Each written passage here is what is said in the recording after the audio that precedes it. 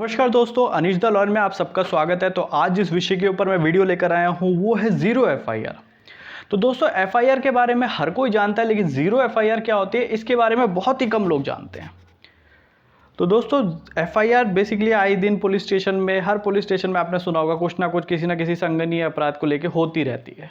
लेकिन zero FIR क्या होती है, इस विषय के बारे में बहुत ही कम लोगों को जानकारी होती है। तो ये जानने के लिए मेरी आपसे रिक्वेस्ट है, वीडियो पूरा एंड तक देखिए जिससे कि आपको अपने लीगल राइट के बारे में नॉलेज हो सके।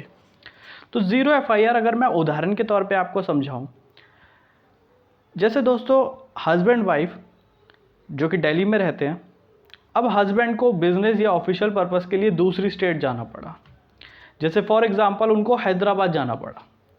अब वो हैदराबाद गए तो वहाँ पे पता लगता है कि भाई उनको किसी ने मार पिटाई करी है, और मार पिटाई के साथ साथ इतनी बुरी तरीके से जख्मी कर दिया कि उन्हें फाइनली आज हॉस्पिटलाइज होना पड़ा। तो जब ये इन्फॉर्मेशन वाइफ के पास आई तो वाइफ के पास क्या लीगल राइट है? तो वाइफ ऐसी सिचुएशन में ज़ीरो एफआईआर का सहारा लेगी। तो ज़ीरो एफआईआर एक तरीके से रामबाण इलाज है। तो ऐसी सिचुएशन में जब वो ज़ीरो एफआईआर अपने नियरेस्ट पुलिस स्टेशन, मतलब दिल्ली के जो भी नियरेस्ट पुलिस स्टेशन में जाके वो जब ज़ीरो एफआईआर लॉन्च कराएगी, तो पुलिस ऐसी सिचुएशन में उस एफआईआर को ट्रांसफ़र कर देगी हैदराबाद, जहाँ पे उनके हस्बैंड के साथ अपराध हुआ है। फिर वहाँ की पुलिस इस मैटर को लेके इन्वेस्टिगेट करेगी और जो भी अपराधी होगा उसे पकड़ लेगी। अब दोस्तों दूसरा उदाहरण अगर मैं आपको बताना चाहूँ तो जैसे एक बहुत फेमस केस हुआ था सुशांत सिंह राजपूत।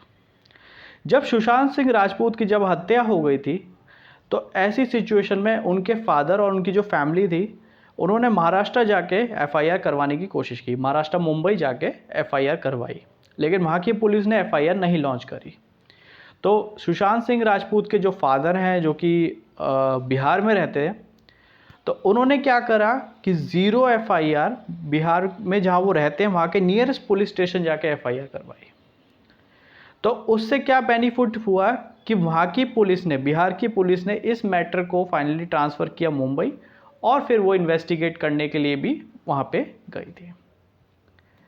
तो ये सीआरपीसी 154 के तहत ये एक राइट है जो कि हर सिटीज़न के पास अवेलेबल है अगर उनके साथ कोई भी बहुत सीरियस ऑफेंस हुआ है तो जैसे matter related to murder, theft, डकैती, रेप, इन सिनेरियोज में ज़ीरो एफआईआर हो सकती है। अब आपने कई बार मूवीज़ में देखा होगा कि जो पीड़ित होता है वो एक पुलिस स्टेशन जाता है तो वहाँ की पुलिस मना कर देती है, नहीं जी ये तो हमारे ज्यूरिडिक्शन में आता ही नहीं है। फिर क्या होता है, पीड़ित दूसरे पुलिस स्टेशन जाता है तो वहाँ पे पता लगता है कि नहीं जी ये तो हमारे ज्यूरिडिक्शन में नहीं आता। तो इससे होता क्या था, ये जितने भी पुलिस ऑफिसर्स होते थे ना, काम से बचने के लिए वो क्या करते थे, इधर उधर जो परेशान हुआ व्यक्ति है उसे इधर उधर भेजा करते थे, और फाइनली बंदा जो थक हार के उस मैटर को वहीं छोड़ दिया करता था। लेकिन ये आपका राइट है, अगर आपके खिलाफ कोई भी ऐसी चीज़ होती है तो without take caring of any jurisdiction आप एफआईआर करवा सकते हैं। चाहे अपराध आपके साथ बंगाल में हुआ हो या गुजरात में हुआ हो या महाराष्ट्र में कहीं भी हुआ हो, आप या आपके कोई भी परिवार वाला उस नियरेस्ट पुलिस स्टेशन जाके, जहाँ पे आप रहते हैं वहाँ पे जाके एफआईआर करवा सकते हैं। अब दूसरी बात मैं कहता हूँ कि क्या ये ज़ीरो एफआईआर अगर हो जाती है तो क्या पुलिस इस चीज़ को बहुत सीरियसली लेती है? दोस्तों उनको सीरियसली लेना पड़ता है, क्योंकि ये बाउंड हो जाती हैं।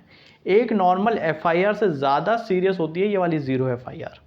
तो उसमें क्या होता है कि इस मैटर को उनको ट्रांसफ़र करना होता है उस स्टेट में जाके, या उस पुलिस से कोऑर्डिनेशन करना पड़ता है जहाँ पे अपराध हुआ है। तो हमें मतलब जस्टिस वर्मा जी को बहुत हद तक शुक्रिया करना चाहिए, जिसकी वजह से ये एक रामबाण इलाज हम इंडिया के सिटीजन्स को मिल सका है। नहीं तो वही मूवीज़ की तरह चलता रहता कि ये वाला ज्यूरिडिक्शन हमारे अंडर में नहीं आता, ये वाला इलाका हमारे अंडर में नहीं आता। और पुलिस आज इस चीज़ को लेके काफ़ी हद तक उन्हें इस चीज़ के ऊपर काम करना ही पड़ता है।